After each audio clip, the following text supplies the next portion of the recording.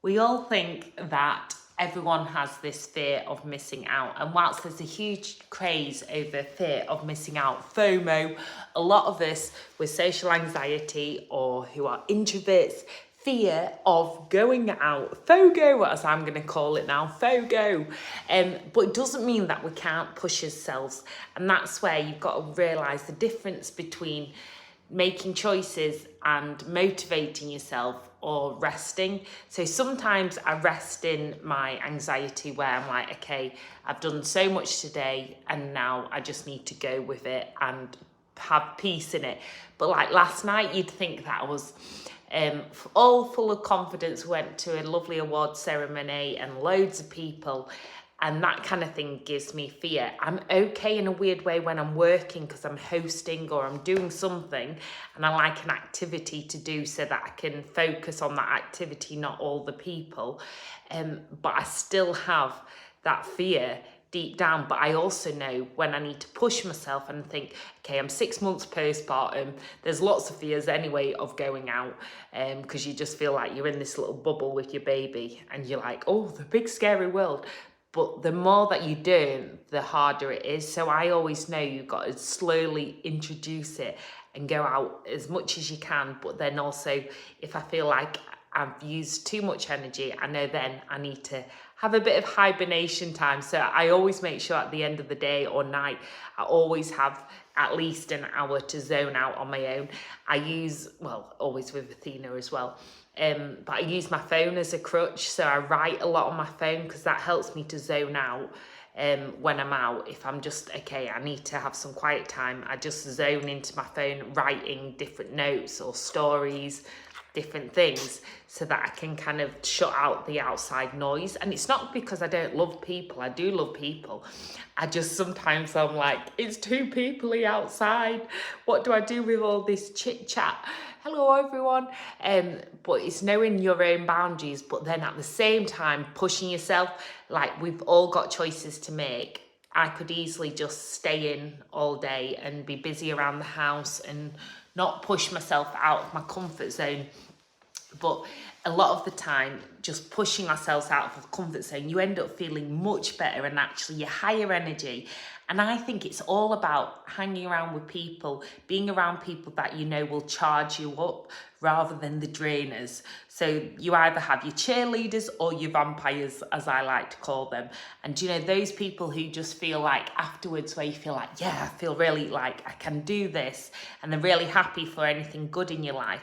Or you have the vampires who are like, want to know about all the bad stuff, really like get jealous if you're doing well, or all those people. And that is really, really taxing. So it's trying to work out what is actually best for you. And I think it's all to do with the people around you. You need that, like, how do I self-charge and refuel my own batteries? But I need people around me who will refuel them. And it's just knowing that boundary. Good morning, you okay, Welsh Pam? Nice to see you.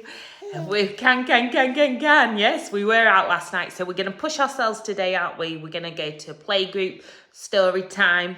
Yeah, get lots of stimulus. But I'm also big on last night when we went out. I also know my boundaries with Athena because I love taking her everywhere.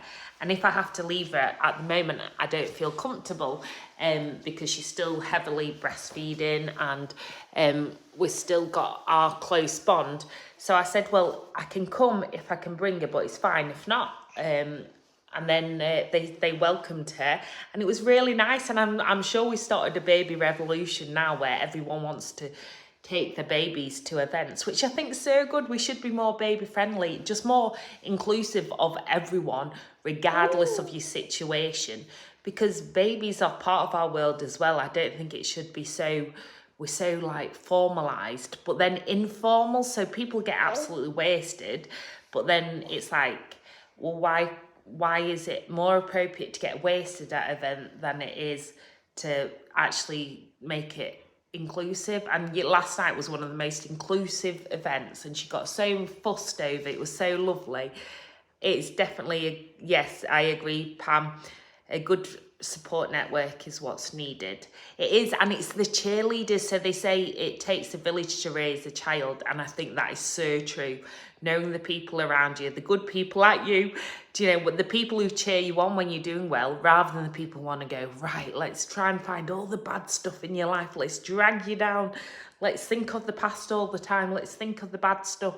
And actually it's like, no, you stay in that if you want to, but I want to charge myself and look forward and get excited. And we're all allowed our days of feeling sorry for ourselves, but I try and confine it to an hour or a couple of hours, and I write it out, or I cry it out, or I talk it out, whatever works that day.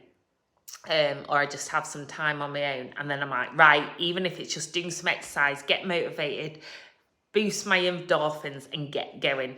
So have a great day, everyone. Just remember, get going. Just try little small steps, lead to big results, don't they, love? Yes. Right, peace, love, love,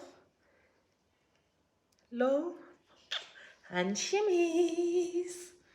Shimmies. See you soon. Yeah. Say see you soon. I call it battery charging. I totally agree, Pam.